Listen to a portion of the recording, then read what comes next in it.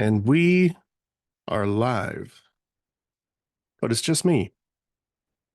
Um, Last year when I started the podcast, I had this thought about doing just solo podcasts kind of once a month or once a quarter, and it took off so quickly um that I wasn't really able to do that. So I got a bunch of stuff coming up in Surrey.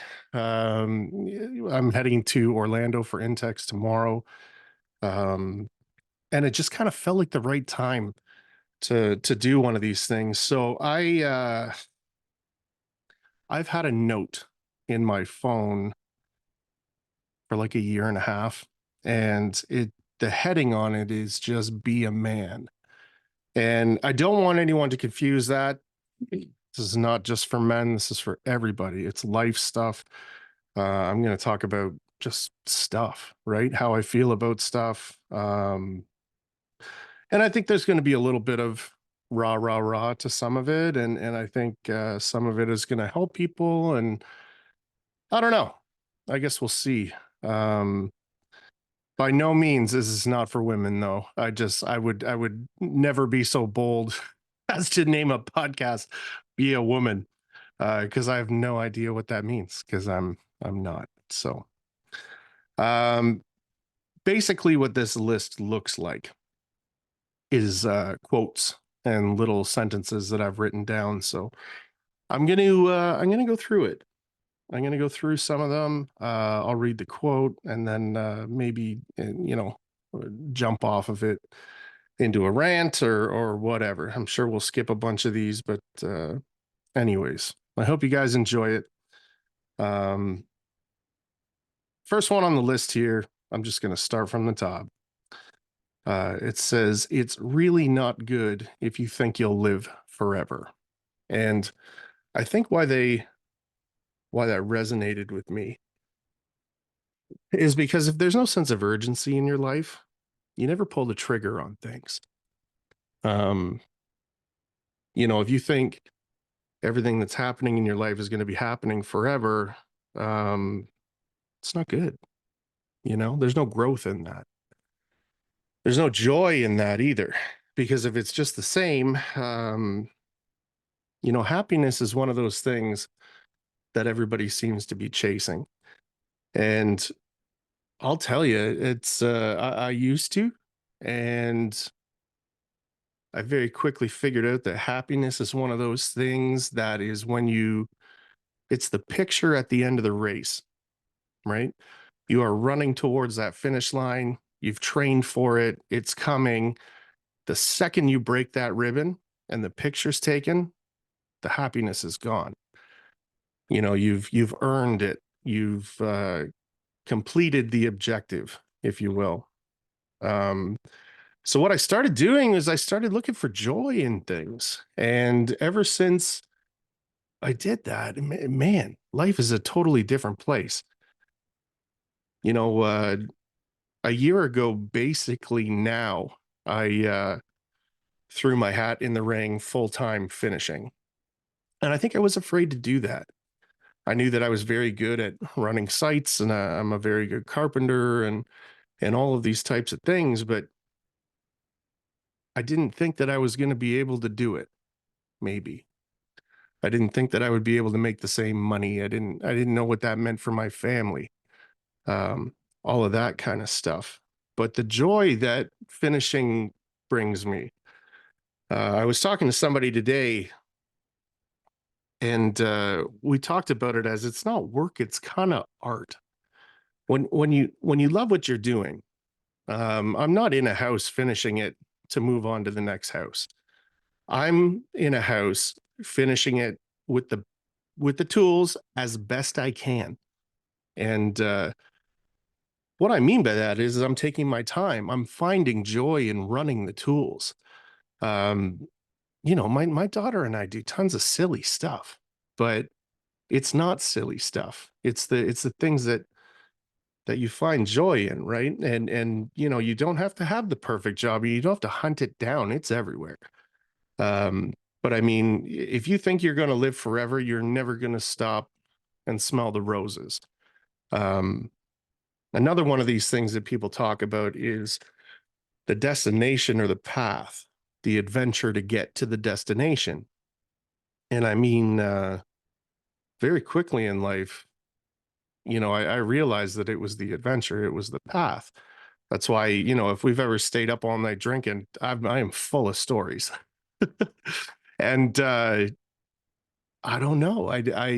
You have to enjoy what you're doing. You have to do things that, even when they blow up in your face, and even when things are hard, um, at the end of the day, if it leaves you with a good story to tell, it will be something remarkable to look back on. I can remember some of the things that I've done, even in the industry, that were a fucking nightmare while they were happening. And now, 15 years later, 10 years later, I talk about them, and I'm really proud about the things that we did. Like, I've got a timesheet with 116 hours in a 7-day span. That was a big week, and it was a nightmare. I never thought that I would look back on it fondly. I never thought that it would ever be brought up again, but I kept it. I've got kind of a forever box, and I mean, when I see that now, super proud of it. It's one of those things that, at the beginning of a mountain, you're like, I'm never going to fucking climb this thing. And if it takes you a day, if it takes you 6 months, at the end of it, when you're on top, you're like, huh, guess I can do that now. And you kind of move on. Okay, what's the next one? Uh, do you want to do one thing in your life 150%, or do you want to do 5 things in your life 80%? Never attribute. Oh, that's the next one. um, I mean, my work I've been doing 150% for years. Um, and things are affected by that. But if you have a 5-year goal, which, and I mean, anybody listening to this that doesn't have a 5-year goal, it's not a real difficult fucking thing to do. Close your eyes, right? Think about the life that you want, okay? And then write all that shit down. Oh, I'm not gonna, I want to buy a house. So I'm gonna do that in 5 years. Well, that's the thing, right? You take a look at your big ticket items, and then you work backwards. How am I going to be in a house in 5 years from now? And I mean, if you do it correctly and realistically, you'll have a number at the end of the day that you need per day, per month, per year to get to where you need to be. And sometimes those are 10-year things. It doesn't have to be 5 years, but I mean, where do you want to be in your business? Because I'll tell you, anybody that's been listening to this podcast for the last year, the first couple of months of the podcast, I was saying some pretty outlandish shit that I want to be traveling all over the place. I want to be working with people. I want my brand to be a recognizable brand. I want to be having way more fun. And I said those things thinking that they were all absolutely ridiculous. And I mean, I'm sitting here today doing all those things.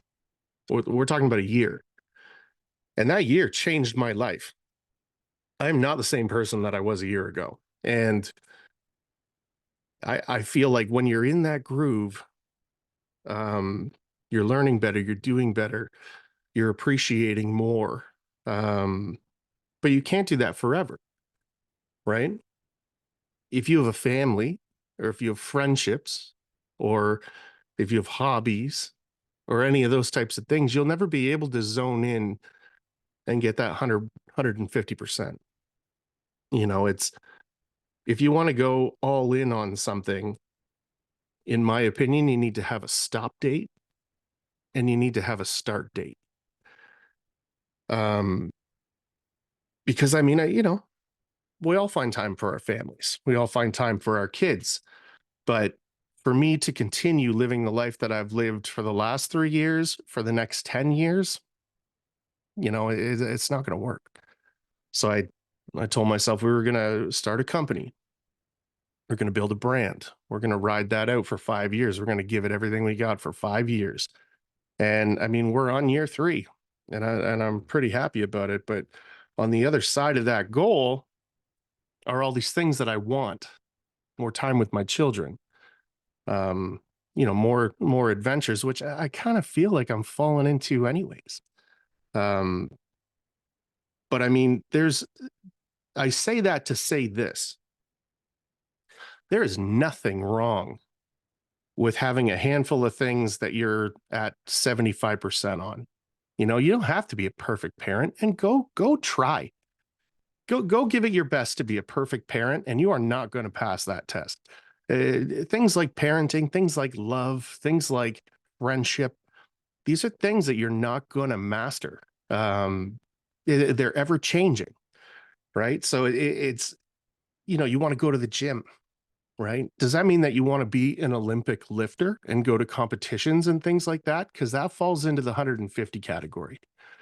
If you want to be in shape and just be healthier, you can lump that into that lifestyle of a handful of things that you do very well. Um, I thought that was a good one because, believe it or not, when I am ingesting all of this crazy shit and that I'm writing these notes down for, it kind of hits you where you're like, there is a dividing line there. And if you lose track of that, and just hustle your brains out for 10 years, at some point you're going to look up and your kids are moved out, right? You've missed all that time. Um, or your partner's moved on, or whatever, whatever it is that you neglected. Um, you're going to pay with sacrifice one way or the other. um, Matthew McConaughey has this fantastic speech to a university graduating class, and he says that he keeps a check and balance sheet of five things, right? His work, his health, his friendships, being a good husband, and being a good father. It's something like that. And I mean, if McConaughey's listening to this, I'm not going to apologize. I'm going to be happy that he's listening, which he's not. Um, but let's say, your work is rock and roll right now, but maybe the time that you're spending with your friends is not. If your relationships and the relationship that you have with your children is fantastic, but your health is starting to fall, like it is an ever changing amount of things that need to be focused on. And I mean, there's nothing wrong with that. It's to be juggling your life, you kind of have to. As much as I say that I've been, jumped into the deep end with the business, I've still somewhat been able to juggle all of those things. And I mean, if you're a real close friend of mine, you know how much I see you. It's very rare. Um, Typically right now, my closest friends are guys that work with me because we get along real well outside of work, and I'm not wanting to scream at people during the day. Um, I mean, you got to kind of surround yourself with like-minded people as well if you are driven. If you're trying to lose weight and you got a friend who's a fucking baker who makes donuts that are delicious, and everything he talks about is these delicious donuts, it's not going to really help you lose weight.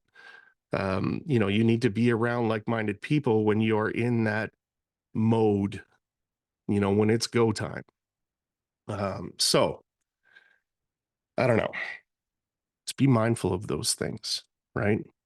There's nothing wrong with putting everything that you have into something, but you have to have a start date or you're going to get off your ass and do it. Don't just fucking talk about it. And you have to have an end date. What is the end goal? How long is that going to take?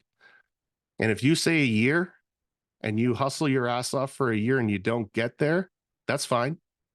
At the end of that time period, have a sit down. Take a look at how, why. Why are we not there? How has it changed? Is this still what I want? Right? You have to have those meetings with yourself.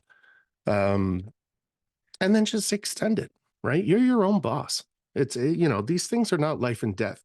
But if you are organized and you are goal orientated, these are the things that you have to fucking do. You have to have your checks and balances. Um, I mean, I had a conversation with somebody about a month ago Um, and I just said the Sunday morning sometimes, at least once a week, I will not set my alarm and I will sleep. I'll wake up fully rested and then I will go over what has happened in the last 7 to 10 days. Um, I always have aggressive plans. And I mean, a lot of them we hit. It is staggering that we do that. But I mean, a lot of them we fall on our face, man. Everybody falls on their face. But there's a difference between failing and having a learning experience. Because when you fail and things don't go the way that you want them to, you have to revisit it. Where, how, what killed us on this? And I mean, when you get into the habit of doing that, and it's not being hard on yourself, it's not calling yourself a failure, it's not doing all of these negative things. You're doing your own report card, man. You know, what happened with attendance? Was I there all the time? Did I have a clear head while I was working? Did I have a plan of attack? Did I follow that plan of attack? Was it my materials? Was it somebody that was supposed to be helping? Was it somebody I trusted to help and then that didn't work out? Is it the client? Is it money? Is it transportation? What is it? Figure it out and start the next week with the understanding of how you're not going to do that shit again. And very quickly, you'll start smashing your goals. It's not a real difficult thing to do. I think we all know how to do it. Just got to get off your ass. And I mean, if you are getting off your ass and it's not working, try that out. I think you'll be shocked if you start holding yourself accountable. Another thing that I tell people, because I hear it a lot, I'm putting in so much time on this. Bro, there's so much that I'm putting into this stuff. And I go, how much? How much time are you putting into it? Well, like a lot. If you don't know the kind of time frames and the effort that you're putting into things, how the fuck are you supposed to know why you're winning or losing? Because if you're losing your ass, but you're spending 4 hours on Instagram a day, I can show you where that lines up. So a couple of people have reached out and I have offered them this advice. If you are fat and you are trying to lose weight, you will do a food journal. And every time you eat, it's a pain in the ass to open your journal and write down what you ate.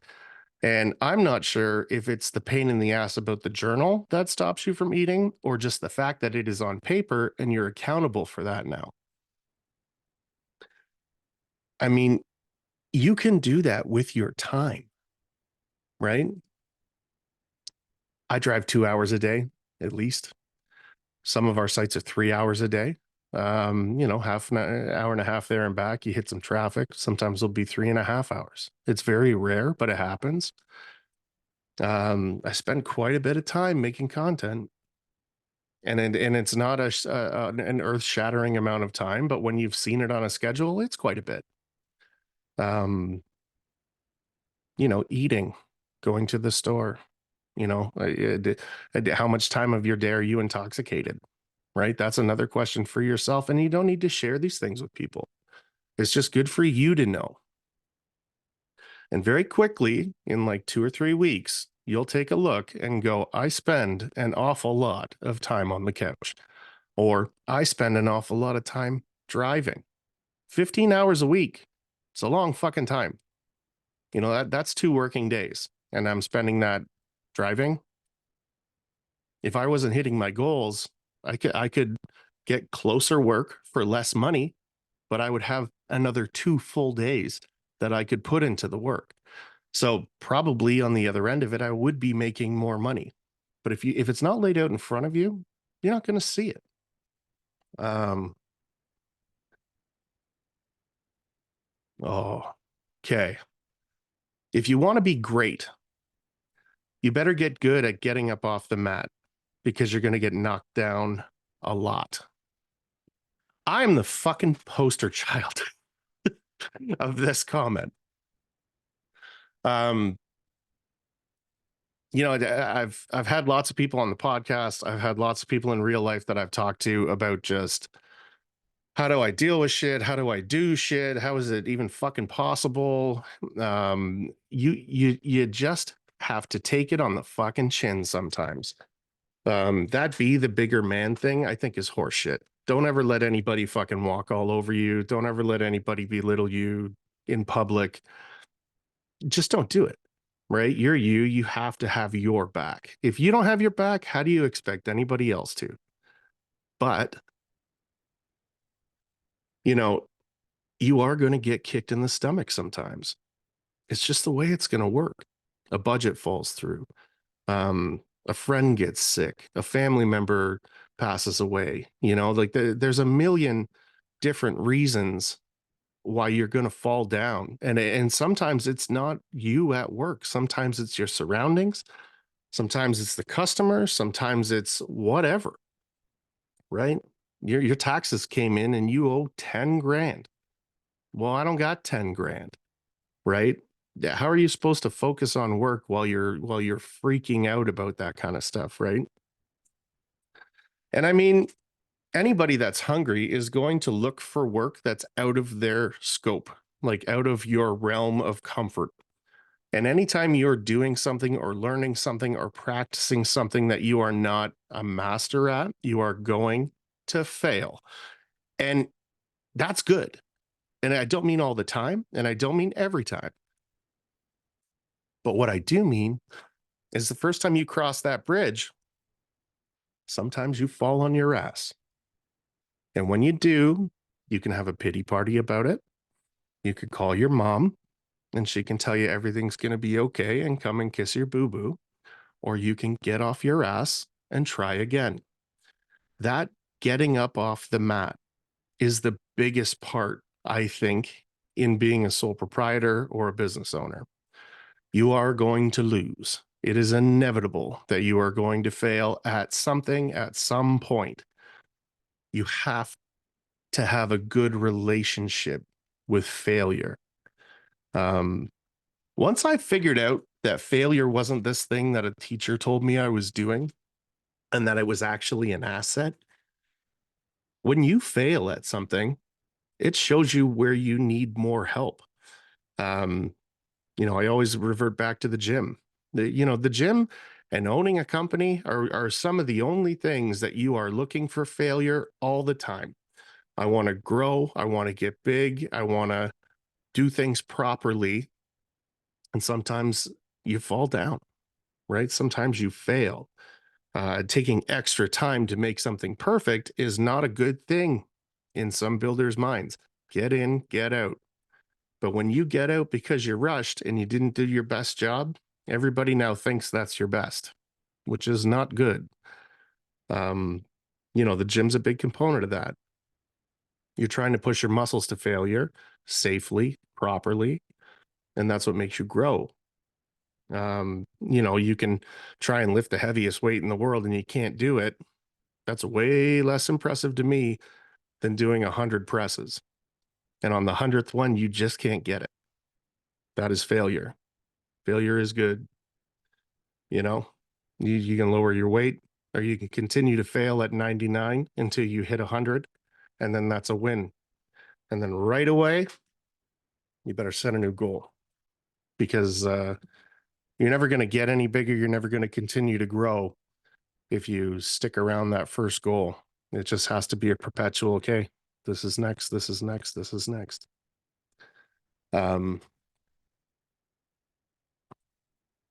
I'm super happy about that cough button, by the way. It's I've been doing this fucking Randy Savage thing on the internet. I think it was good. I think it was fun. I think people liked it, but screaming that "oh yeah" for like an hour the other day fucking ruined my speaking voice.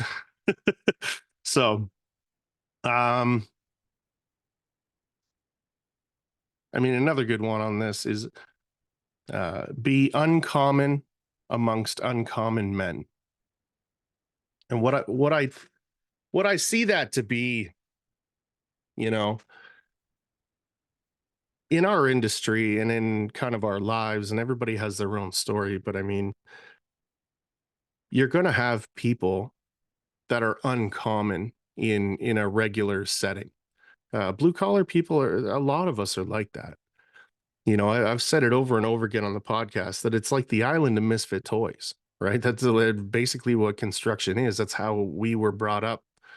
You know, unless you had a dad that was a taper or an uncle that was an electrician or whatever, and they weren't, you know, living in a trailer down by the river or whatever the silly things that they would tell us in high school was, you know, the trades was not a glorified thing. Um, so I always said that tradespeople did not go to college or university, so they got sent down a conveyor belt into a funnel that sent them probably to drywall. And then you know, everybody kind of left from there. So you are amongst uncommon people. But if you are uncommon amongst uncommon people, that means that you have traits that people do not have around you. And I mean, that's where I like to stay. That's where I thrive to be. Um, you know, we all live in a society where, you know, blue collar people are rough around the edges. I may be rough around the edges, but I wake up every morning and I think about all the things that I'm grateful for. I tell myself that I'm going to be kind today. And I tell myself that I'm going to have a good day today and that I'm going to try and help somebody today.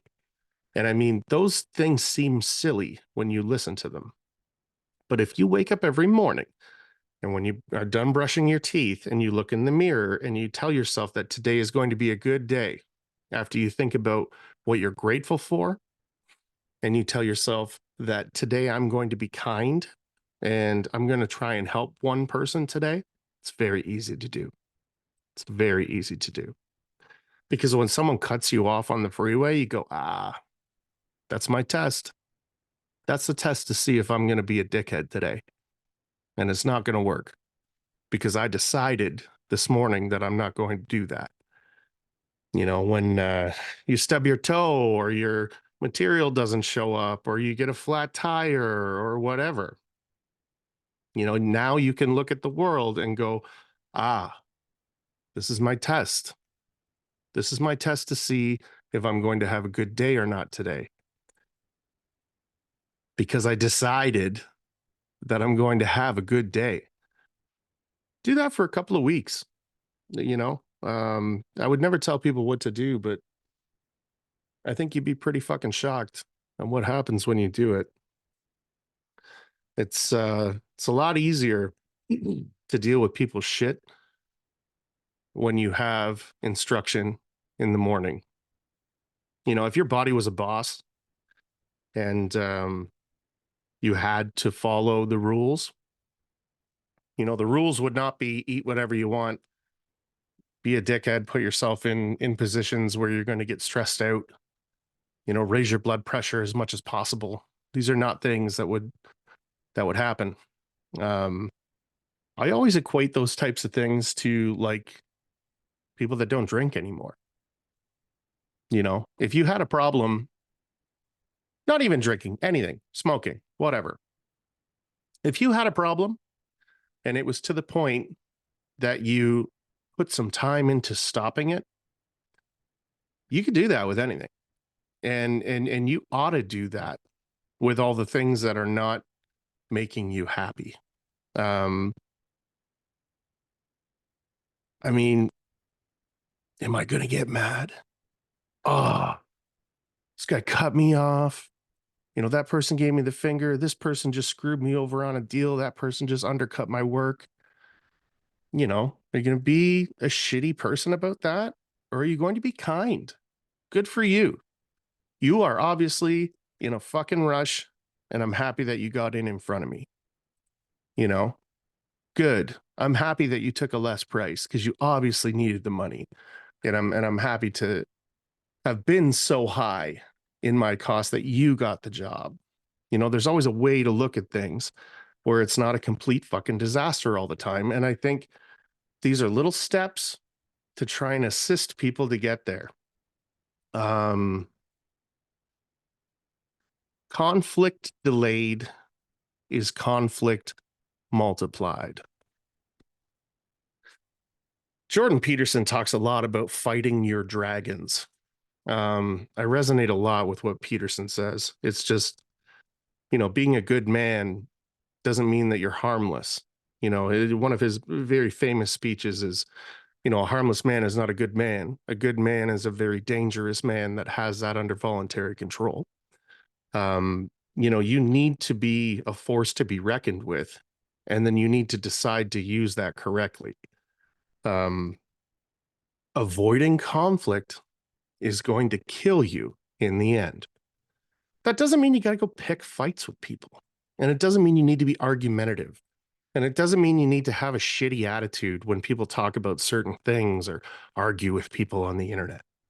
But what it does mean is when you've decided to plant your flag somewhere, you need to protect it. You know, it's for instance, you know, somebody says this podcast sucks. Good. You're more than welcome to think that. I'd love to see yours because you don't fucking have one. You've not put the work in.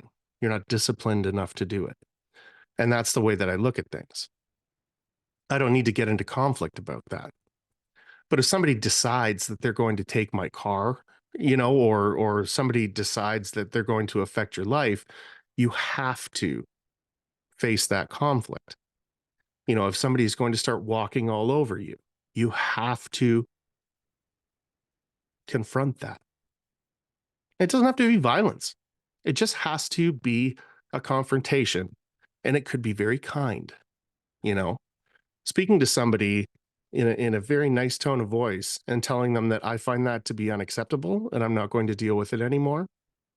It's a totally normal thing. And there are a lot of people out there dealing with other people's shit because they think they have to. And you just don't, you know. If you're a good person and you're in a job where somebody is treating you like shit, somebody else out there would die to have an employee like you, and they would treat you properly. And you would go there, and then while you're treated properly, you will excel. 100%. I've talked about many times on the podcast about leadership and how there's a lack of. Being a leader is not less work, it's more work. It's much more work. If you're working with somebody that when you look at them, you go, I could do this guy's job, this girl's job, this person's job, you need to get away from that. Because if you think where you are, you can do what they're doing, then they suck at their job. Or you've got an ego. It's one or the other. But I was very fortunate to be able to find people every step of the way that I thought were masters at what they were doing, because in my mind, I was not. And right about the time that I became comfortable enough where I thought that I could do their job, I went and got one. Because when you are wasting time, for one, you're not learning. Two, you are not engaged in something that is not exciting to you. I remember for 2 weeks, I think the contract was 2 weeks and I quit, but it was at one of those facilities where they make stuff a long time ago before I had my shit together, if you even want to call it that. I had a buddy that was in the military, and when he came home, we would go get these like Kelly services jobs, and it was like they would give you an aptitude test, and if you weren't fucking brain dead, they would have pretty cool stuff to do. But the 1 week, all they had was, it was like eyedroppers, like Visine, and we were putting the little plastic sealer on the top, and then it would run through a machine that heated it up and it would shrink it, and that's the safety thing. I think the first day I put 15,000 sealer things on, and I hated it. So the next day they brought us in and we did something else that was ridiculous, but Yeah. If you don't like what you're doing, you don't want to do what you're doing, if you're bored at doing what you're doing, you're not going to excel. There's no way to make things like that fun. It's you need to figure out where you fit in and make sure that you are there. Um, because I'm telling you, man, when it feels like you're wasting time, the older I get, the more I realize where I'm wasting my time. And it makes me sick to my stomach, you know, giving people advice and spending a couple of hours on somebody because they really need some advice right now. And then in 3 months, you see that they haven't done jack shit about it and they just found the next person to waste their time makes me sick to my stomach. Um, you know, being on a site that I know we're not getting paid for, but I do it anyways, waste of time, sick to my stomach. You have to figure it out, you know? I'm just fucking ranting. So I don't know. I think we'll just keep going down this list. These will get better, by the way. It's the first one. Um, you need to be able to tolerate the burden of existence. That's a good one. Life is hard. No shit. Life's not fair and it's never going to be. And if you want it to be, good luck. It's very first in any step that you're going to take to better yourself, you need to come to terms with the fact that life is not easy. Um, Life is not easy now, and you suck. You know what I mean? If you're looking for a new path, if you're looking to grow, if you're looking to get better at something or find something new, it's because your life sucks and you're like, this fucking sucks. I don't want to go to work. I don't want to get up. I don't want to talk to that person. I don't want to do anything. I'm depressed. And depression doesn't come because you're sad, right? It does. But that's not where it comes from. It comes from a lack of purpose.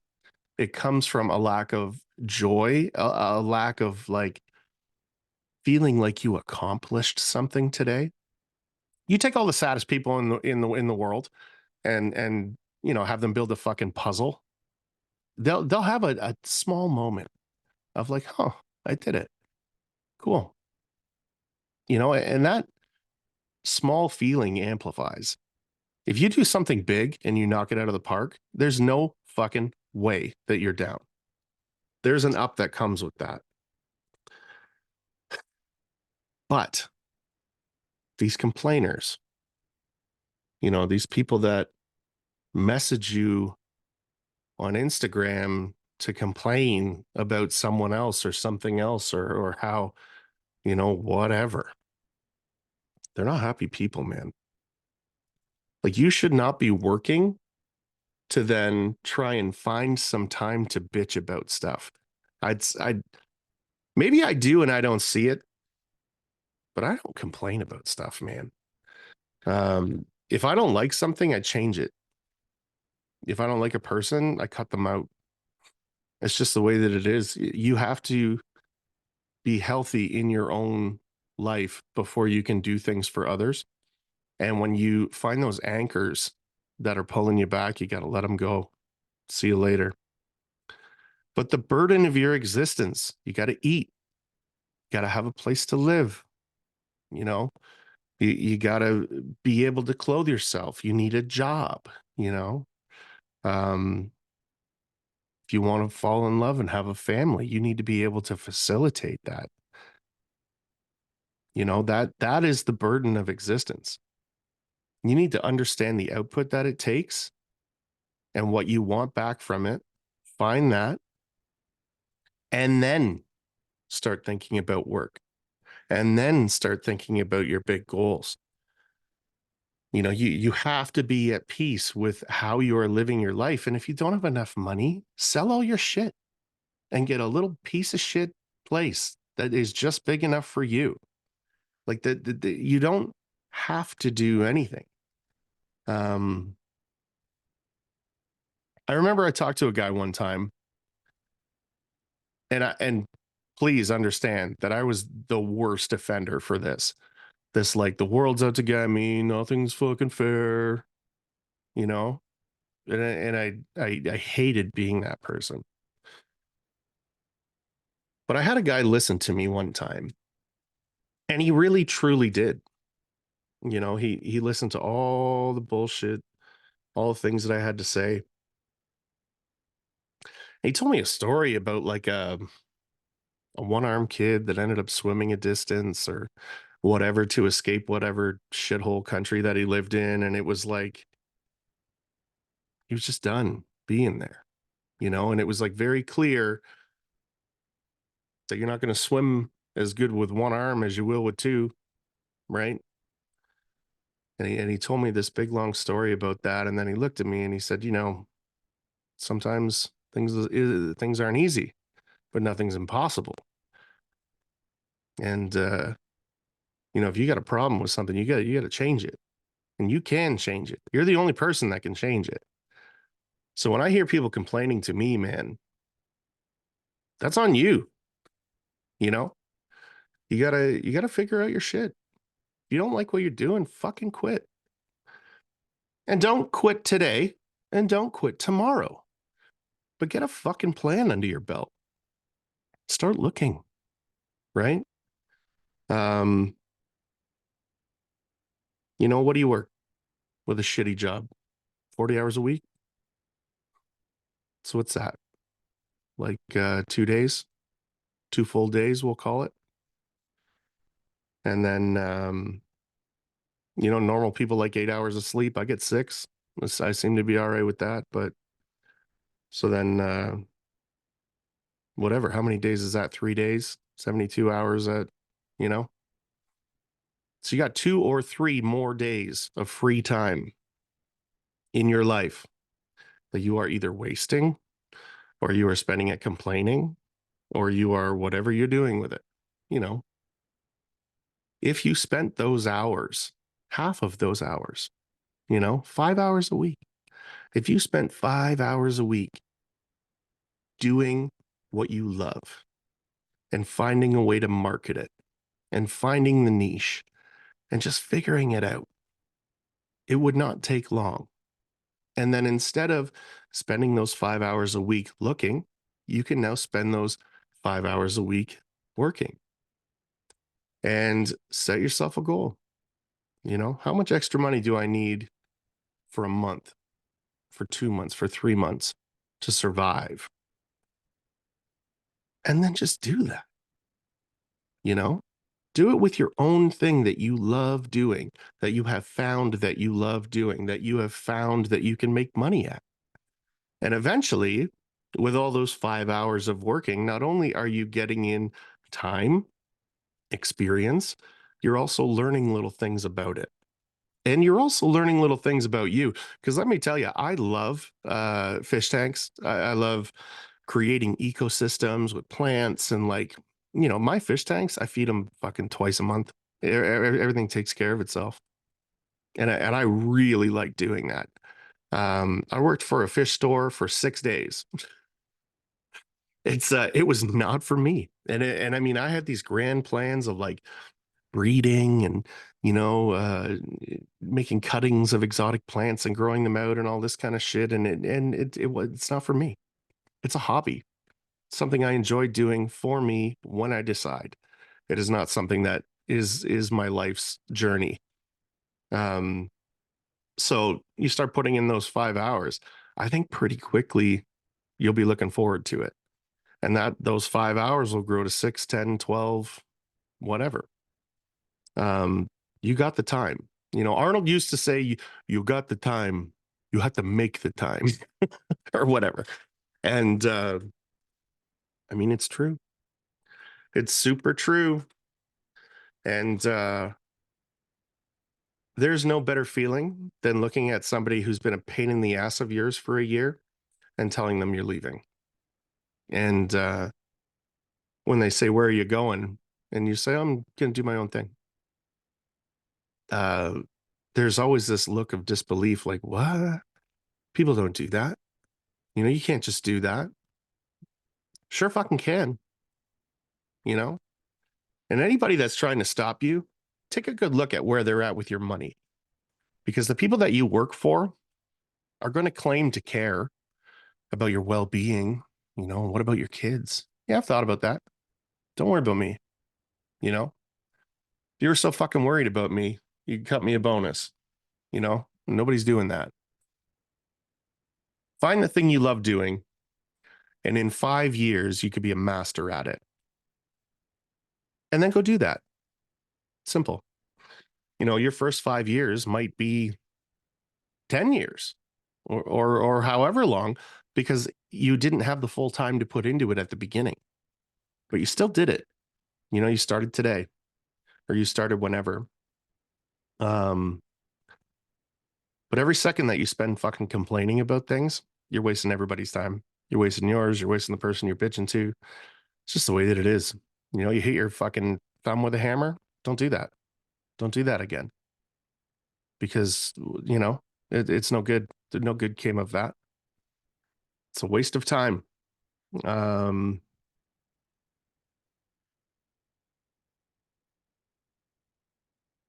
okay.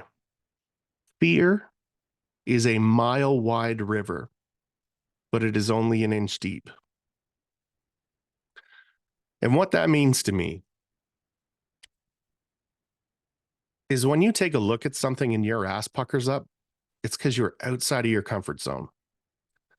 So you've got this big river, lake, ocean, whatever you want, and it is ominous and it is dark, and you're not sure how good you can swim, right? That hesitation moment before you take your first step is what's holding you back, and that's fear. Um, courage has nothing to do with having a superpower. Courage is when you are faced with fear and do things anyways. That's what courage is. It's not, people aren't courageous out of the womb. They fight the dragons because no one else has to. Nobody else can. They're the one. They're the one that decided, I will sacrifice. It'll be me. And when you take your first step into that ominous water and you find out it's an inch deep, you can start sprinting, right? Maybe your first 10 steps. Okay, it's going to get deep here at some point. Okay, man, at some point here, I'm going to drown. I'm going to take one more step and we're going to see. It never happens. That puckering up of your ass is showing you that you're uncomfortable, but you're supposed to be uncomfortable if you're growing. If you're afraid of something, you have to face it, and you need to push through anyways. Getting into some of this detail work in some of these houses scares the shit out of me sometimes. But I take a step back and I go, okay, I'm a carpenter base trade. Installing bead is fucking great. Does it take a lot of time? Yes. But have I done it for years and years and years and years? No. I've only been finishing full time fucking 2 years, if that. Collectively, probably 2 years. No, I've got drywall as a trade, that I'm good at, and I have hand finished, but that's not what we're talking about. It's not the same thing. Um, I like that though. Fear is a mile wide, but only an inch deep. When you find yourself not pulling the trigger on things, just do it. Just do it. Just tell somebody. Tell somebody that you trust that you're going to do it. And at least you'll have that one person going, whatever happened with that? Whatever happened with that book? Whatever happened with you at the gym? My cousin all the time sends me pictures of me when I was in shape. And he's like, what happened to this guy? And I know exactly what happened. He's a business owner. He runs a podcast. He has a family. Um, he's traveling all over the goddamn place. But those are things that I've decided to do because I've got a plan. Um, I am finally back at the gym, so I can tell him. But I mean, you have to have those people in your corner that are going to say, you know, where are you at? Got to be accountable. I'll tell you the stories, my stories that I'm on every day, they all started with nobody listening. I had a handful of followers and a handful of people were watching, but those stories were for me, right? I proclaimed to the world that I was going to do something today, and I fucking did it. And on the days that I didn't do it, I went back on my stories and I talked about why. Why did we fail? Why did we not hit the bar like we thought we were going to? And, in the beginning, it's a lot of stupid fucking reasons, to be honest. But here we are 3, 4 years in, whatever it is. And it's a lot less, right? You have to be held accountable. Um, and I mean, if you're picking up stuff that is super difficult, people are going to go, "Why are you doing this?" And at the end of the day, it doesn't fucking matter because you can always take a step back if it's your decision, right? It's, I think at some point, I will probably get to a position where things are getting hard again, where you're working your ass off, you're not having a ton of fun. Back it up, back it up a little bit. It's, with the way things are going, there's never going to be enough money. Unless you're going to hit it big, invent something, grow a business, grow a big business. You're always going to think about money. But if you, again, take a look at where it's going, you can manage your money, man. If I told you for $400 less a week, you would have no stress, you wouldn't do that. You wouldn't buy no stress for $400 if it was a pill. If it was a pill that was available that cost X amount, um, I would. I have, you know. Um, Another really good one is you're not what you did, it's what you repeatedly do. I hear a lot from people where they've had a speckled past or they've had some people that have been through it, you know. Um, some of my best friends are people that have been through it, you know. You gotta you kind of have to walk through hell sometimes. You gotta fall on your face. I think it hitting rock bottom teaches you more about yourself than any other thing. Um,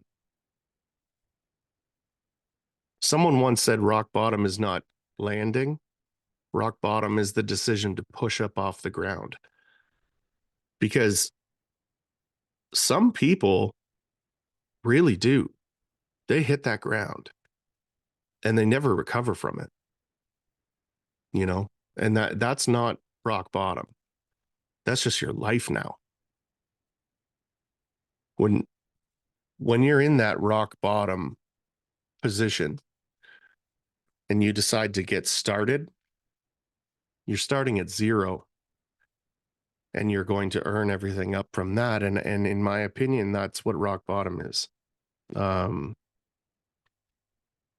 but that person that fell down isn't who you are anymore. When you've made the decision that you're going to be a better person, a faster person, a stronger person, a gentler person, whatever it is, you're going to stop pissing your money away. You're going to stop drinking. You're going to stop smoking. You're going to get your kids back or something. Like you never know what people are doing. Um, that person that started those things, it's not you anymore. You've made a decision to be a different person. And although that's always going to be a part of you, it makes you who you are and you can't delete it. But that doesn't mean it's a bumper sticker on your forehead of, I used to have a drinking problem or, I used to be angry or whatever your problem was. It is a part of you, but it is not who you are anymore. Um, and when you slip, People slip. People slip. There's nothing wrong with that. But understanding that you're a different person now and you are going to get back figuring it out, and that could equate to anything. Um, just don't beat yourself up. I think there's a lot of that. We got a big population of people that are hard done by, quote unquote. And then we have a bunch of people that are making themselves hard done by. Right? You're constantly thinking about the past and ruminating on it and just kicking the shit out of yourself for no reason. You'll never focus as well as somebody that has come to terms with it. You can't be haunted by a past of decisions that you made when you were 20. It doesn't make any sense. So that's you. Quit that shit. Make the decisions. Tell the people around you. Tell the people that you love that you're different now. And then show them that you are. And it is what it is. And you're not accountable to anybody but you. And when you slip and fall, just get back up. Just get back up. Get back at it.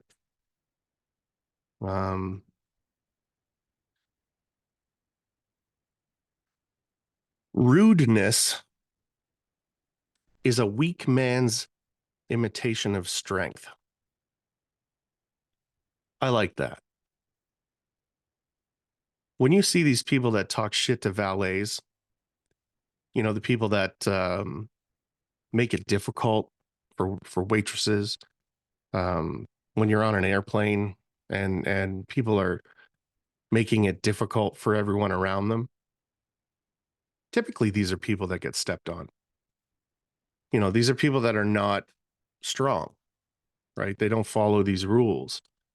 You give them an ounce of power and they abuse it all to shit so they can sit sad in a hotel room somewhere going, yep, I showed them today. I mean, as somebody viewing that kind of stuff, I feel bad for people like that. It's that's why be humble is the first thing in our whatever you want to call it slogan or whatever. Be humble, treat everyone the same because we are, right? If I see somebody treating somebody else like shit, I know that they are not happy with themselves. That's all it tells me. It doesn't tell me you're cool. That's for sure. Um, you know, these comments, man, I'm not going to get too far into this, but these comments that you see on people's fucking Instagram posts are just being shitty. Or they're telling you how they do it better than you. For one, they don't. They probably don't. If if you got the time to go through a bunch of people's stuff and talk shit, you're not busy enough, man. I have a hard time going through my own fucking comments, and I have a hard time liking everybody's stuff that I like because I just don't have time. When you have an abundance of time to the point where you're, teaching the world whatever, or you're sharing your shitty opinions, all that tells me is you're weak, right? And I'm sure people don't want to hear this, but I kind of don't care. It's rudeness is a weak man's imitation of strength. There's always those videos that go around that they say, the alpha male in the room never has to say that he is. That's the opposite of what we're talking about. I'm a very large man. And when situations, if the shit hits the fan, typically I'm the person people look to because I don't know. Maybe I'm the coolest head. I don't know. But I never pound my chest. Never. Never since, I don't know. I want to say Brawley was born. There was a buffer period for a couple of years there for sure. But definitely since my daughter's been born, there's never been ego. It was gone. There's never been pounding my chest. If I'm faced with a problem where it's going to turn into something, I'm not talking about it. It's either going to happen or it's not going to happen. Um, if you, in my opinion, if you got a big mouth, you are trying to sway people's opinions of you and trying to make friends by being shitty to other people, trying to look cool by being shitty to other people is absolutely unacceptable. The world does not revolve around you. People are not your fucking punching bag. Um, and I mean, do whatever you want. Just understand that when the people that are doing it look at that, we just see that you're weak. Um, okay, the nature of things. If you bleed, the ground will drink it, but the ground does not care that you're cut. Um, and when I was reading that, it did kind of hit me where, if something is happening to you, the universe is going to understand that. Um, Either people are going to take advantage of it or people are going to avoid you because of it. But at the end of the day, that to and fro, at the end of the day, they don't care. You know, I posted a video a little ways back, and it basically said the early mornings, no one cares. You skip lunch today, no one cares. You didn't have a shower this morning, no one cares. You did an excellent job at what you're doing. Maybe the client cared, maybe.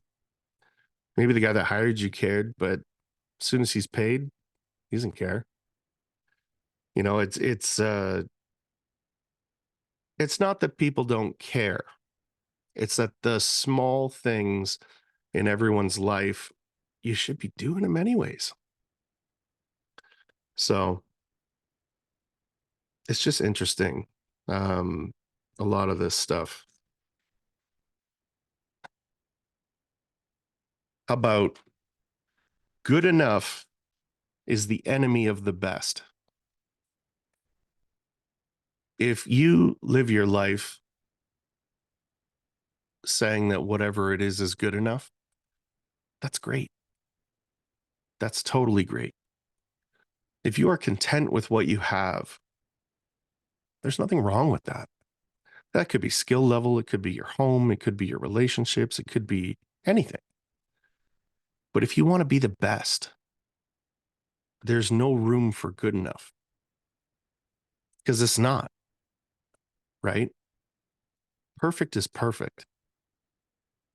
Good enough for a closet. No, it's not. It's not in my books, you know? Ah, it's just a basement. This is good enough. Maybe, but it's definitely not to me. And I mean, in the group of people that I surround myself with, no fucking way. It's just not. Um, but that's fine because the people that are living that life are never going to be the people that talk shit. You know, bodybuilders don't look at people in the gym and tell them they're never going to make it because they all started. Everybody's had a day one. And if you don't see that, and if you don't believe in that, be interesting to talk to you about it. Because anybody that runs a business at one point in time did not own a business, right? Anybody that is in fantastic shape was once not in fantastic shape. So the people that can do things, they want to be the best.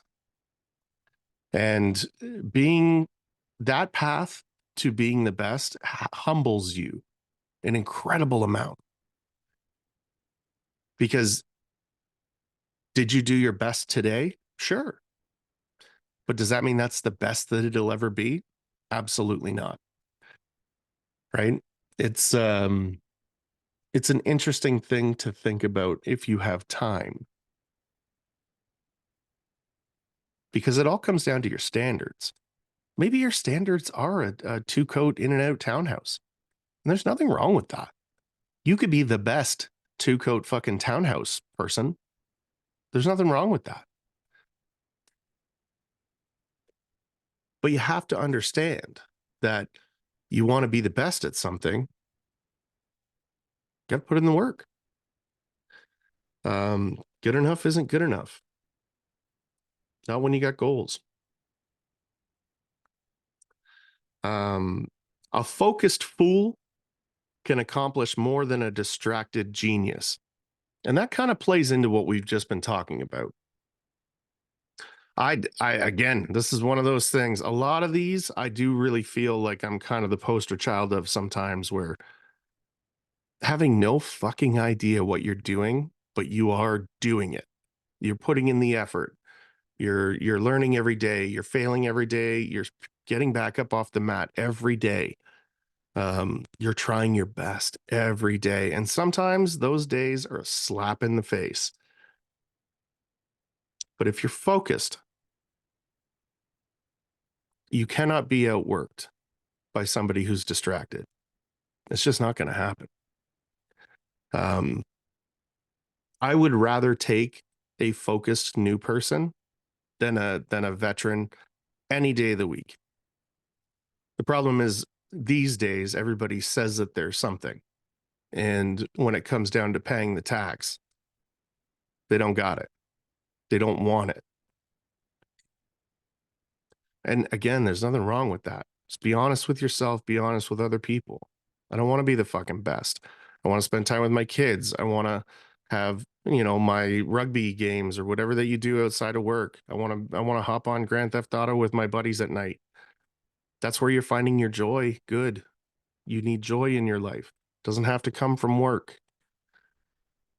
And the best thing doesn't have to come from work either. You want to be the best parent that you can be. The good enough isn't good enough. You got to constantly be trying. Constantly trying new things, constantly falling on your ass. It's just one of those things. Ah, I started a stopwatch on my new watch, but I guess I didn't because it's not there. So I don't know how long we're gonna go here. I figured about an hour.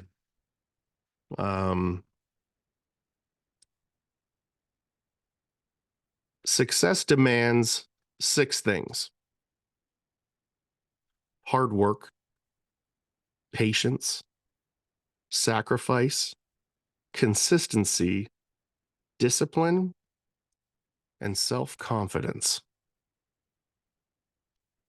Those are 6 words that scare the shit out of everybody.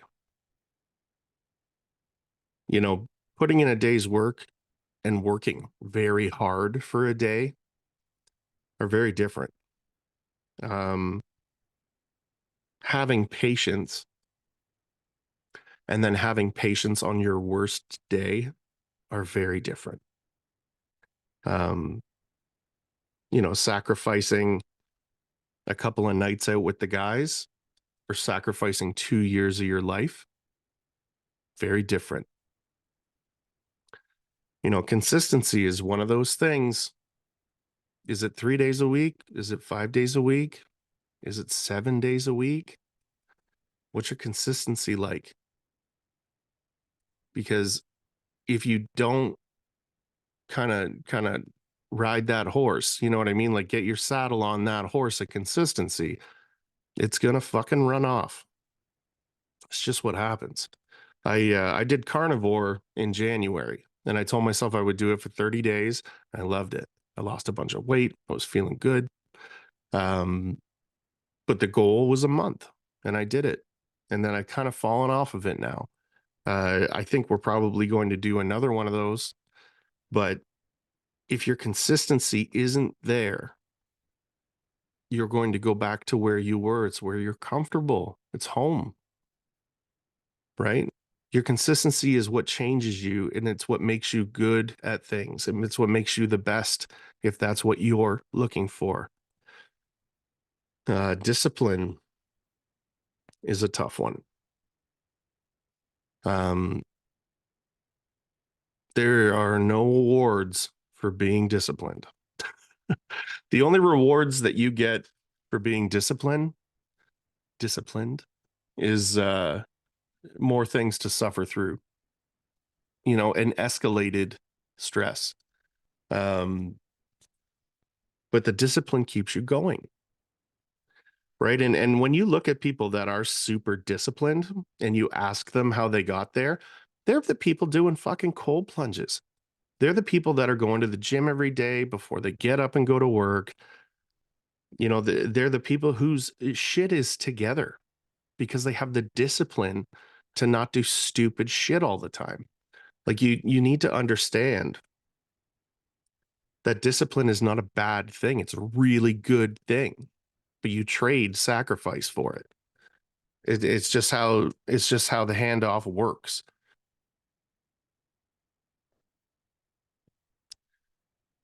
And self-confidence. I wish I could teach that. I think self-confidence comes from failure. I think self-confidence comes from doing things you didn't think you could. I think self-confidence comes from being uncomfortable and surviving, right?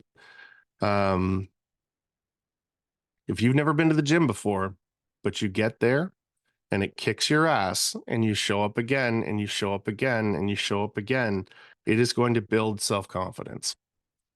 I've said a few times on the podcast, it takes one or two real situations where you thought it was fucking impossible to do it and you do it. It doesn't take very many before somebody kind of pulls the drapes back and you go, oh, there's a whole other life over here that I could be doing. And those one or two events skyrockets you into this self-confidence.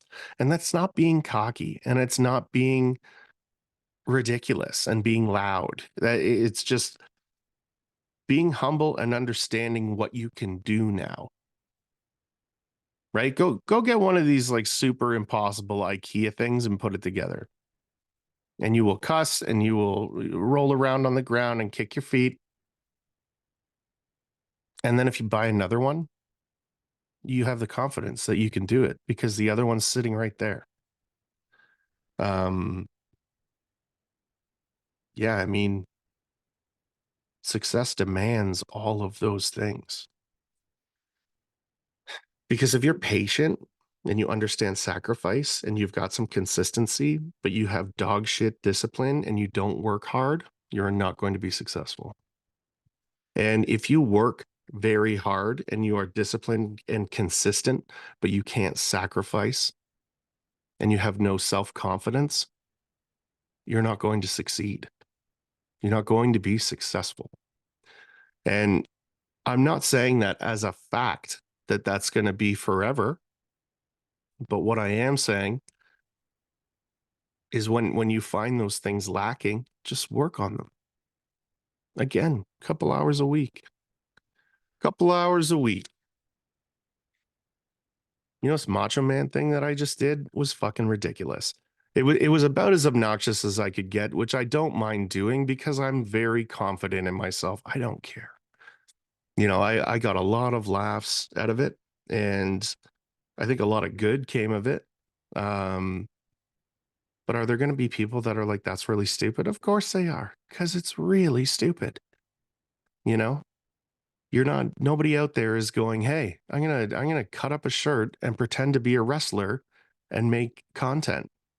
But that's what we decided to do for the giveaway. So that's what I did. I didn't hesitate. I put a camera up and for about an hour, I fucking yelled into the camera and said and did a bunch of ridiculous shit. And then when I went over it again, we made the clips.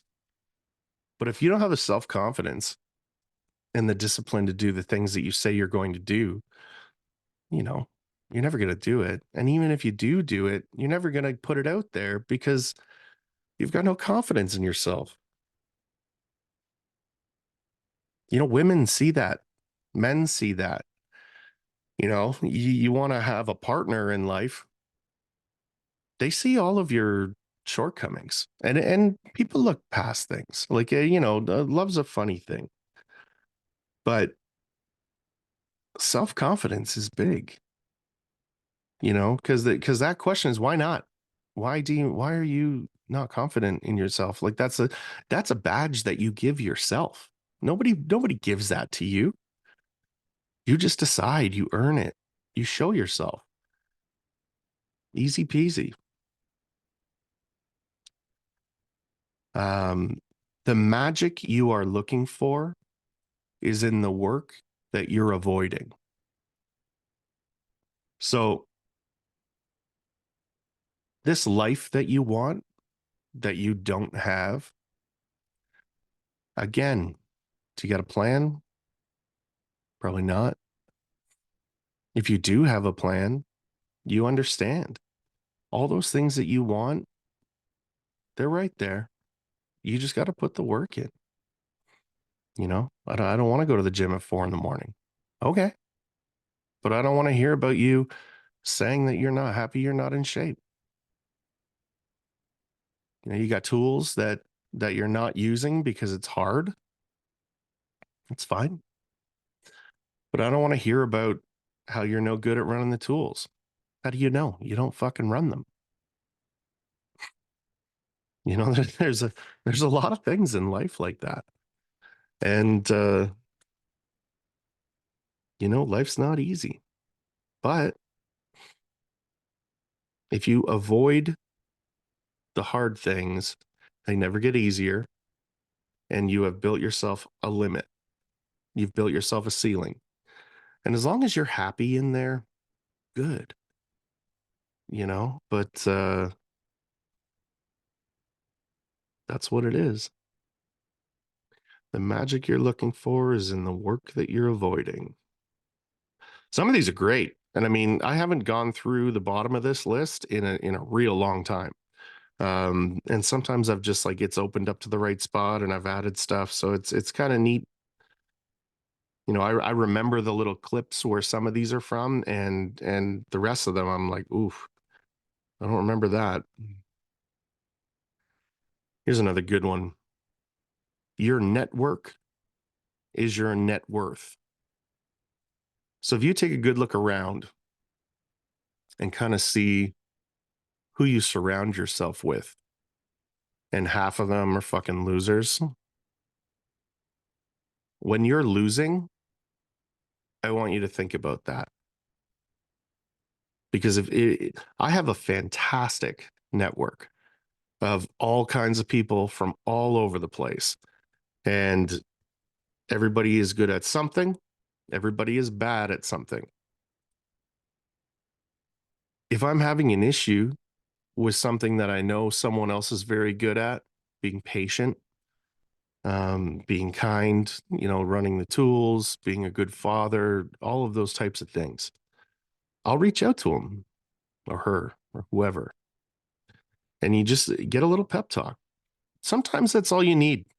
Sometimes all you need is that little slap on the ass of go, just go.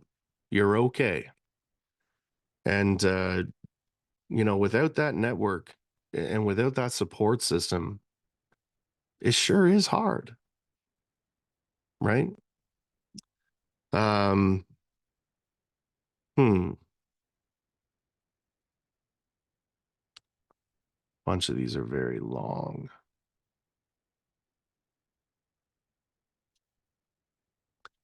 The difference between chatter and wisdom. You haven't mastered something if you can't very basically explain it to someone. Um, but there are a lot of people out there that want to say that they're masters of things and want to give advice and want to talk like they've got it figured out. And a lot of the time, those people don't have it figured out, but they sure do like you to think they do. There's a lot of chatter And it's not all wisdom, right?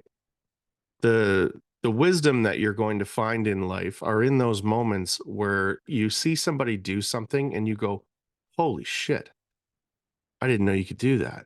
I didn't know you could do it that quickly. I didn't know that could be as crisp. I didn't know that you could have a family life like that. I didn't know that could have a relationship with your children like that. I didn't know that your body could look like that. Whatever. Me last year would have looked at me right now and been like, I didn't know that was possible. You're flying all over the place. You're having fun all the time. There's wisdom in those moments. And sometimes you don't need anyone to show you that. You don't need anyone to tell you. Nobody is giving you this wisdom. They're not sitting down with a pipe in their hand and telling you a story and gifting you with wisdom. But if you pay attention, they kind of are. In those moments where you see if you see someone do something that is so outside of your realm that you go, holy shit, you have now been taught that that is something that is possible. Um, and I mean, to me, that's the difference between chatter and wisdom. If somebody is talking a lot and you don't see a lot from them, that's exactly what we're talking about. Um, Not to be too gatekeeping-y, but there are a lot of people online talking about how to use tools that don't show their work. And typically, if you're not showing your work, it's because you're not proud of it. And if you're not proud of it, it's because you're not very good at it yet. And there's also people out there that are just too fucking busy. So, don't get me wrong. I know that there are people out there that are just crushing it all the time and they don't take content and they don't play the game because it's not what they want to do. And that's not who I'm talking about. Talking about the people that tell stories and want everybody to think that they're the smartest person in the room. Those people are chatters. They're talking shit and they're getting exactly what they want out of you. If you don't know that that's what's going on, sales taught me a lot of that, where you would have a bunch of guys in a room, because this is, whatever, 15 years ago, and everybody's talking shit. I'm the best. Are you? And then, compare numbers with those people. And then the people that you're impressed with their numbers, watch them. See what they're doing. It's not stealing it from them. It's understanding what they're doing. What's your method? How are you doing that? Is that something I can learn? Picking three ways from the ground, guy's 8 feet tall, probably not going to learn how to do that. Right? People are given gifts for sure. But a lot of the time, that's not the case, right?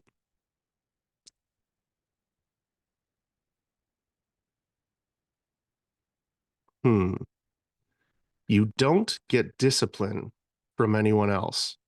It's one of the few things that you have to earn yourself. And I think we've been over that. It's like I said earlier, discipline, confidence, consistency. These are all badges you give yourself. Nobody can teach you. You can hang out with somebody for a while who has these traits, and you'll learn a lot. You'll learn a lot from them, positive and negative. I mean, if I had somebody that had to be beside me 24 hours a day, I think they'd be real impressed with some things. And I think they'd be like, what the fuck are you doing this for? With a lot of things, because it wouldn't make any sense. Why are you putting yourself through that? Why are you getting into a cold shower? What the fuck? But when people are doing stuff like that, it's because they have to earn their own badges. I hold myself in very high regard when it comes to my um I don't even know how to say it properly. My standards. My standards for myself, I would never put those on anyone else. But I try to lead by example the best I can. And who the fuck am I to be telling someone else how to do something if I'm dragging my feet around? If I'm not doing things, if I'm not disciplined enough to complete the tasks that I say I'm going to. But that's on you. It's not on anybody else. You know, while we're on that topic, your happiness is on you too. Nobody can make you happy, right? Somebody wants to stuff you in the back of a car, like, you know what I mean? They can do that. They can force you to do certain things. Nobody can force you to be happy. It's impossible. You have to be happy. You have to decide to be happy on your own. And again, we went through that. I'm not interested in happiness. It's like getting a cookie and realizing there's chocolate chips on top or sprinkles or some shit. And you're like, oh, that's unexpected. And I enjoy that. That's what happiness is to me. You know, I find a lot of joy in having my kids around. But when in those moments where you're very proud of them, you know, that's happiness. And it's a byproduct. It's not a goal. So if you're you know, relationships happen like that where you got two people that get together young, they don't understand shit yet, and they think they are the creator of one another's happiness. That's something that could be taken away, and then that is not what happiness is. You know, it's stuff. So be happy, decide.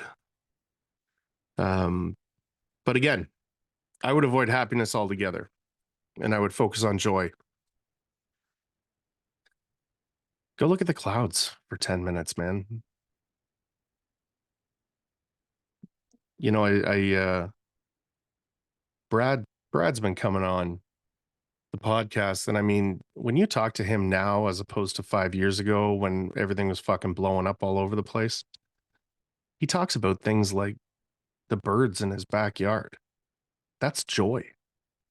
Those are things that make you happy in that way. You find joy in them.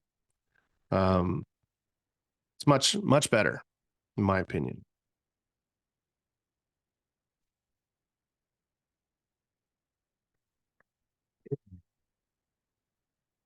Um, Discomfort is part of the process. You can't avoid it. Uh, Jordan Peterson's book, he goes into this chapter about lobsters and how, as they're growing, they become uncomfortable. So they shed their shells and then they grow a new shell.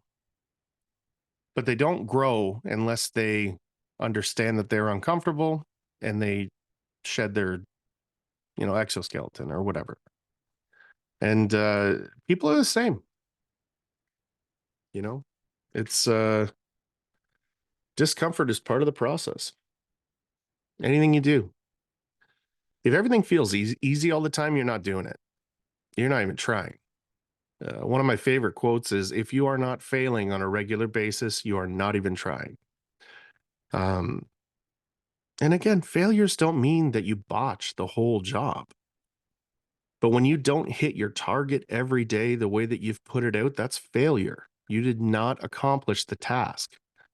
And that's good for you. And maybe that means you should have been a little more uncomfortable. You should have pushed a little harder. You should have done whatever you needed to do.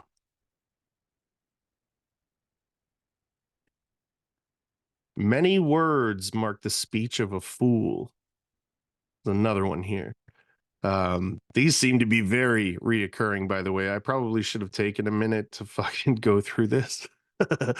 But that's not me. You guys know that. But it's true.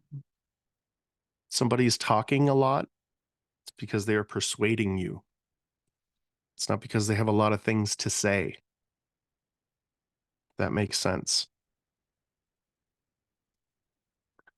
All criticism is the tragic result of unmet needs. If you are hypercritical, you need to take a look at what you need in life. I need purpose. I had a few years with no purpose, and it did me very ill. I had a few years where working my ass off was not what was happening, and it did me ill. Um, choosing not to be kind every day, it did me no favors. It's you got to find your needs. You got to figure out what your needs are, and you have to fulfill them. If that means that you need to run 2 kilometers every day, then you need to run 2 kilometers every day. If that means your health needs to be on point, then you need to do that. You need to get your diet in check. You need to set up a plan for what you're going to do. And it can't be, I'm going to climb Everest tomorrow, because it's not going to happen. But you damn well can say, I'm going to climb Everest in 5 years from now, and work your way back. And if you're serious, you'll get there. The hardest lessons are earned. And once you've earned them, they can't be taken away. Start collecting lessons. I kind of feel like that is why I've done so well. Is you really do have to focus on those things where you fell on your ass, or you need to listen when somebody is better than you and they are working and talking and teaching you things. The hardest lessons in life come with pain and sacrifice. You could read in a book all day long about swinging hammers at nails and how you don't want to hit your thumb. Or you can slam your fucking thumb with a hammer once, and you will know way more about it than that person that's reading the book. Those lessons are hard, but it is the best teacher, at least, again, in my opinion. Pain is the gatekeeper of destiny. I think we're on a roll here with this stuff, but it's true. It's the person that you should be and the person that you could be are very different.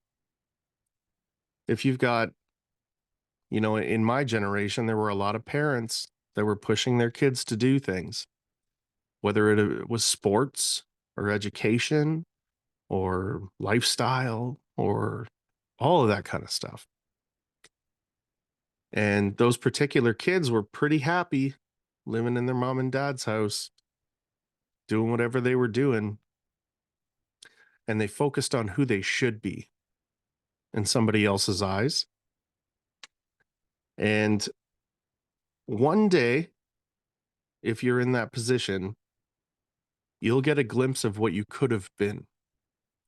And if you're lucky enough, you will still have time to get there. One of the quotes in here, and I'm just going to skip to it because I don't know where it is. But someone once said hell is meeting the you that found its maximum. If you close your eyes and you think about perfect you, if you could take a pill and become perfect, if you could look in a mirror and magically see your perfect self, hell would be spending time with that person and having that person explain to you where they put the effort in and you didn't. Because you can do it. You're deciding not to do it. And we all know those moments. I could do that a little better. I could have learned a little bit more from that. I could have done that faster. The quality could have been different. I could have done it this way. I could have done it that way, but you don't. And that's where that lack of growth comes from. Hmm.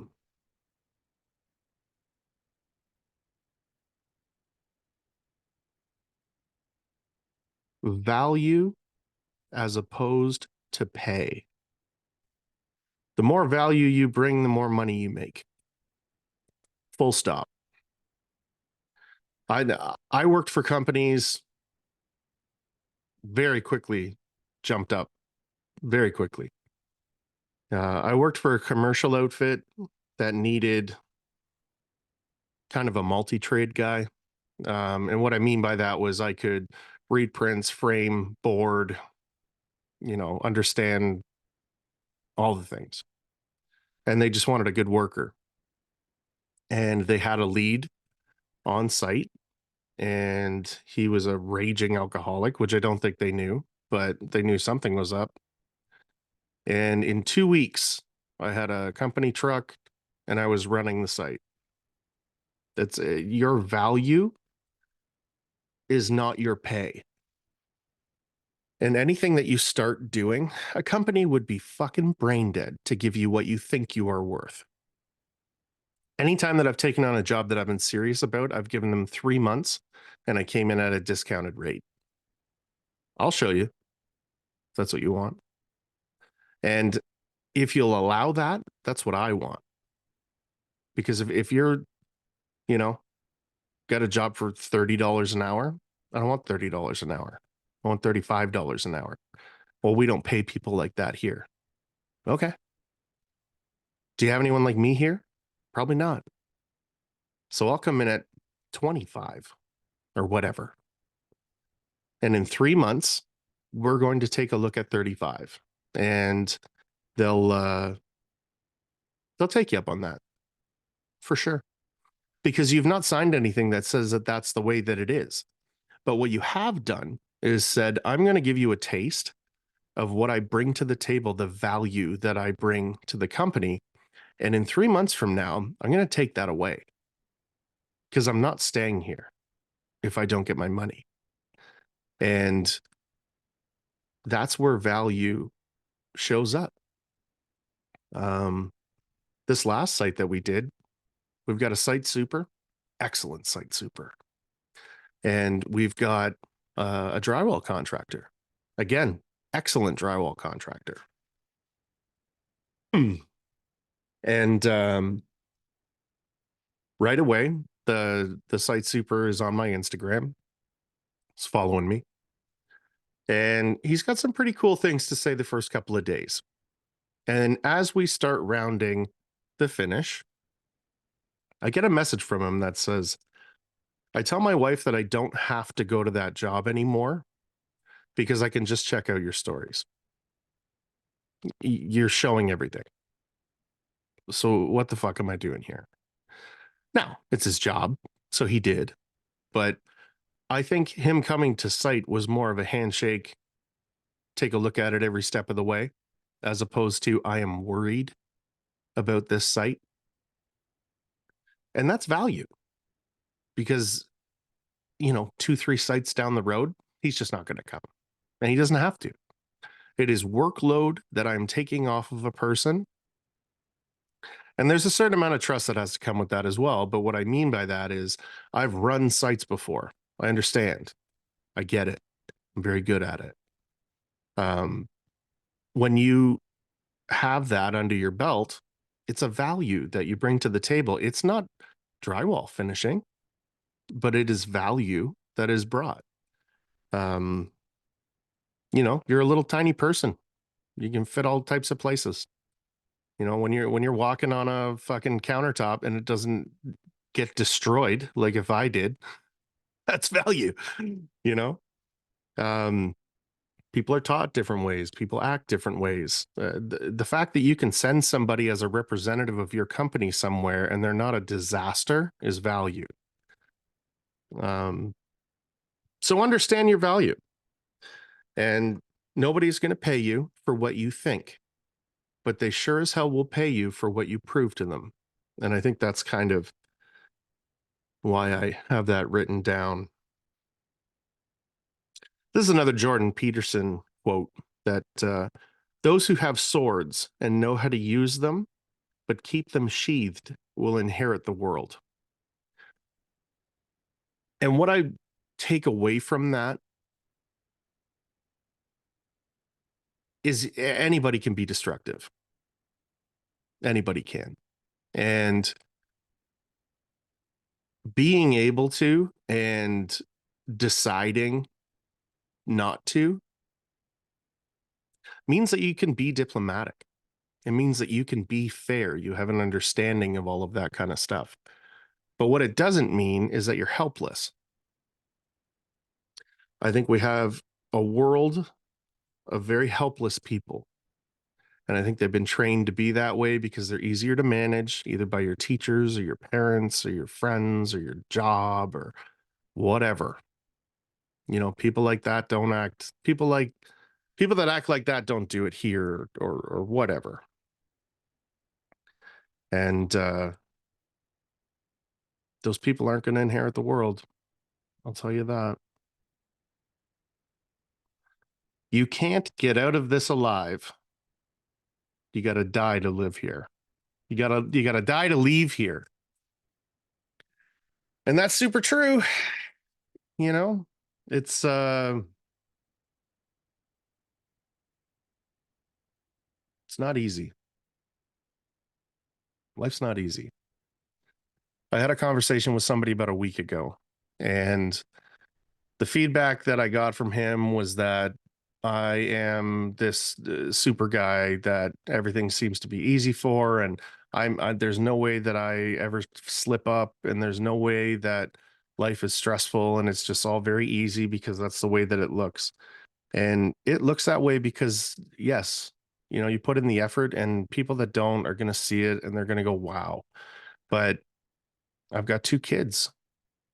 You know, when things like Easter come along and when things like March break come along, and, you know, there are stresses in the world that you don't share with everybody. You have loss, you have whatever, you know, and all the stuff that I do. I was in a car accident that mangled my back. Um, Probably 3 times a month. I wake up and I'm rusty. I got to do hot cold. I got to do my stretches. You know, rushing out the door doesn't happen on those days. And trying to like fight to get your socks on, you can not do it if you want. And you can lay in bed all day, which is actually worse for it. Or you can do what you need to do and go to work. Um, it's sacrifice. It's dealing with things. It's not fucking crying about it. You know, push yourself. Don't hurt yourself, but push yourself. Get to sight. I've had a lot of people talk to me about the gym. How do I get started at the gym? You go. You go every day. And in the beginning, go for half an hour. And I tell those people that I don't give a shit if they do anything while they're there. Sit in the lobby. Tell yourself you're going to sit in the lobby of a gym for a week and then show me that you didn't do something eventually. Because you're going to watch people. You're going to see how they're doing things. You're going to get excited about things you've never done before. You're going to try it. You're going to fail, and then you're going to learn. You don't have to do things right off the hop, but you do have to show up, even if it's just for attendance. Um, you know, you will never be great at anything if you don't show up. And you don't need to know everything all the time. You don't have to do that. You just have to have an idea of what you want, and you need to take the steps that help you do that. It seems pretty fucking simple to me. And I mean, when you break it down to people, it seems pretty simple to them too. It just comes down to you, what you want and how you deal with shit. Physics. An object at rest stays at rest. That's that is a rule of the universe.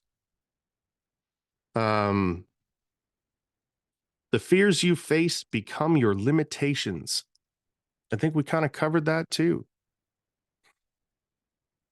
If something scares the shit out of you and you don't do it, that is now something you can't do.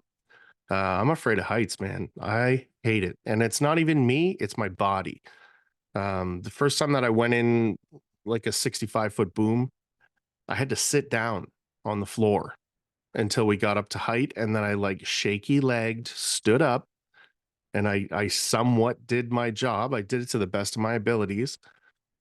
And now I can be in 100-foot boom. I don't care.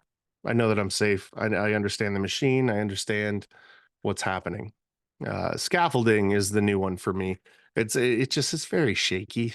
I'm very not comfortable. And when you're not comfortable on the top of a scaffold, your like reverberation from your feet goes all the way down and all the way back up. And then you're doing this like hula hoop dance trying to fucking stand still. Um, but again, do I do it? Yeah. Do I like it? No. But I'll never be able to do it if I don't. If I don't try. Wayne Gretzky had this quote that you miss 100% of the shots that you don't take.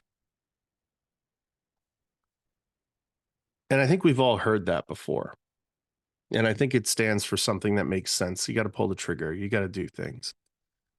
The other side of that, though, is you take 100% of the shots that you miss. That's on you. And I don't think everybody sees that. Because, yes, you miss 100% of the shots that you don't take, for sure. But you decide, aim, shoot 100% of the shots that you missed. So it's a fine line. If you're too afraid to take the shot, you might miss it. But when you miss it because you did, at least you got to learn something about yourself. And that's important. It's real important.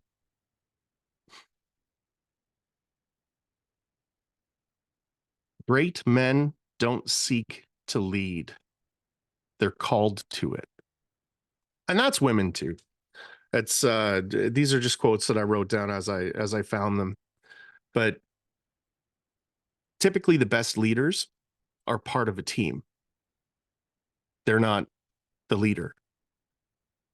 And eventually you become so good at being part of a team, you win together, you lose together.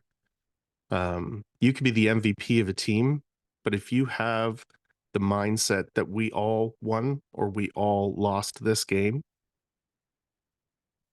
that's what a leader is. And then being able to coach people, figure out where people's strengths and weaknesses are and kind of figure out their little quirks. That's what leading does. That's what leading is. Taking the brunt of the bullshit. That's what leading is.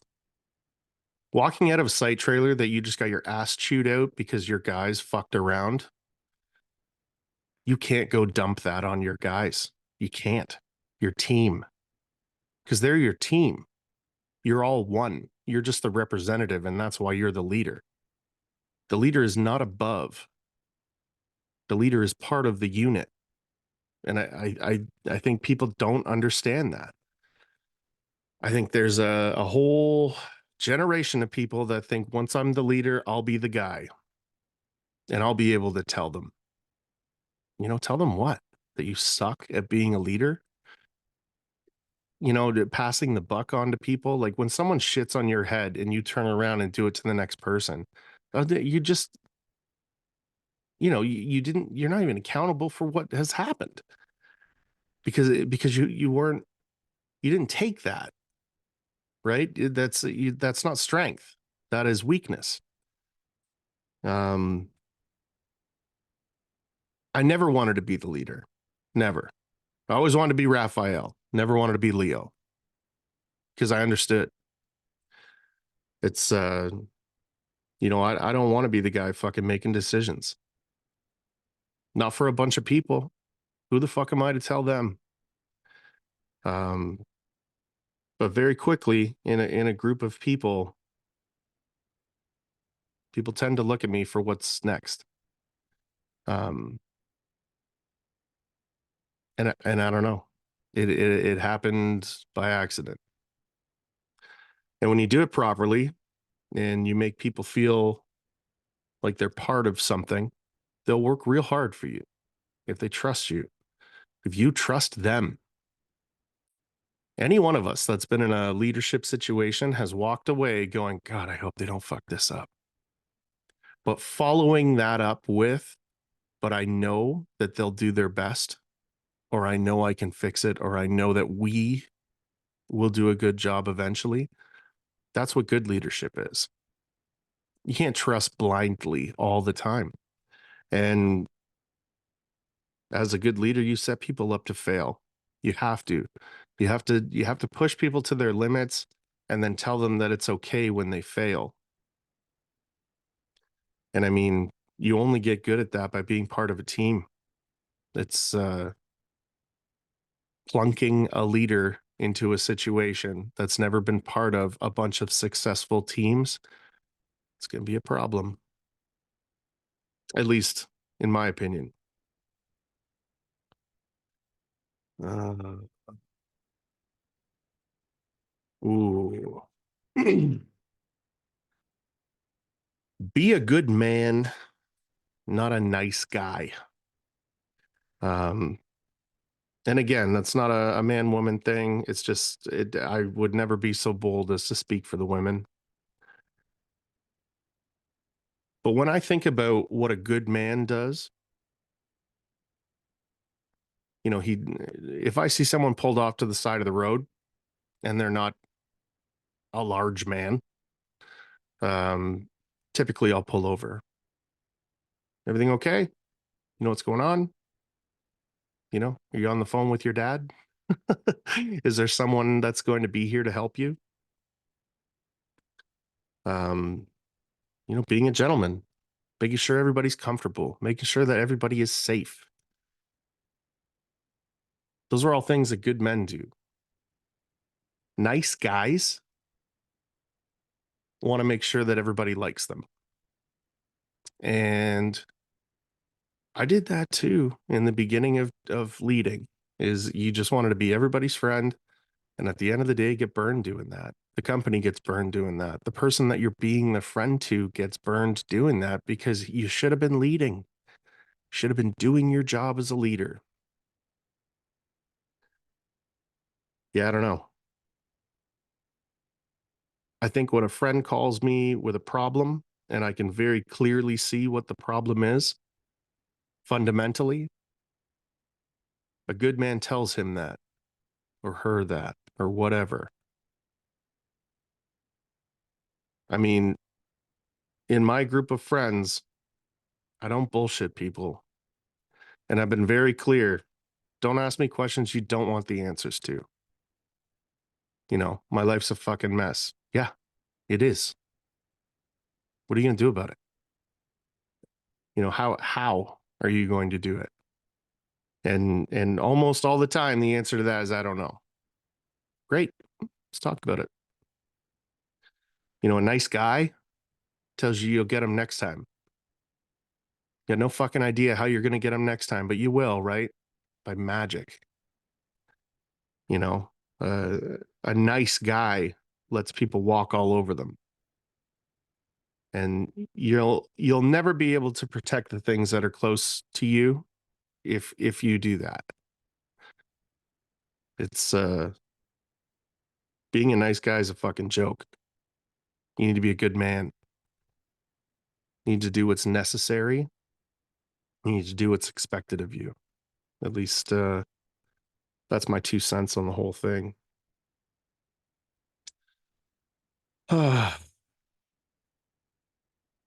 Yeah, see, winning makes me happy. Progress brings me joy.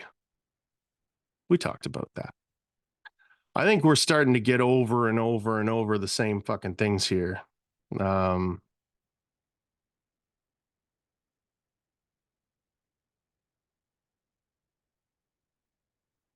focus on the potential, not the payday. I've taken on jobs and I've done things with people that I knew I wasn't going to get anything out of, but I saw the potential in doing it. Um, finding someone who's a complete fucking mess and kind of taking them under your wing, there's a lot of potential in that because you could very well be looking at your next business partner. You could be very well looking at your best employee, your best friend, your partner. You could fall in love with that person. You don't know. And that is in every aspect of life. If you're focused on what you get from things, you're going to breed disappointment. And there's going to be a lot of back and forth in your head of, well, could I have gotten more? Should I have gotten less? Like, if you do the right thing for no other reason than it's the right thing to do, there's a lot of good that comes from that. I'll tell you, when I help somebody and just move on with my life, there's a good feeling in it for me, for sure. But I didn't want anything from that person, right? I was just helping them because they needed help. And it's crazy how the universe kind of gives you a thumbs up sometimes. I call it karma points. Every once in a while, I'll do something that doesn't make any fucking sense. And in the back of my mind, I just put another couple karma coins in the bank. And every once in a while, it pays out. And it was unexpected. Um, when behind the scenes, somebody else is looking out for you and you didn't realize, and then it comes to fruition and you go, oh, where did that all come from? It's those karma points. That's the way I look at it. It's the universe check and balance. Anyways, I don't know how long we've been going here, but I got a flight to Florida that I got to leave the house at 1:30 tonight, and it is 6:30. So I'm gonna wrap this up. Um, if you listen to this and you fucking hated it, just message me. If it was good, feel free to message me. I think if we continue doing these, I'll be definitely more organized next time. This was just one of those, I needed a podcast for tomorrow. So I hopped on and just kind of winged it. Um, but yeah, feedback is super cool on these. I think eventually it would be cool to do like a question and answer kind of thing, where people can kind of message the shit that they're dealing with and how I would figure it out or something or whatever. If the, questions, comments, because eventually I'm going to run out of this list. I damn near ran out of this list tonight. It just seems like the same shit over and over and over again. But I mean, that list is really for me. It's not for sharing with everybody. That was not the intention of doing it. Um, when you are unmotivated, surround yourself with motivation. I do that a lot. And when something really resonates with you, make a note on your phone, write it down. So then you don't have to search for it next time. You could just read. Yep, yep, yep. That all makes sense again. Move on. Anyways, I hope somewhat of this is not ridiculous. I'm sure I've said 1,000 times. I'm sure I've said right 1,000 times. We'll get better at it. But yeah, it's the first step in an interesting path of the podcast. We'll probably do it quarterly. I don't know. We'll see. We'll see what the feedback is. Anyways, everybody, be humble, treat everyone the same, and do your fucking job.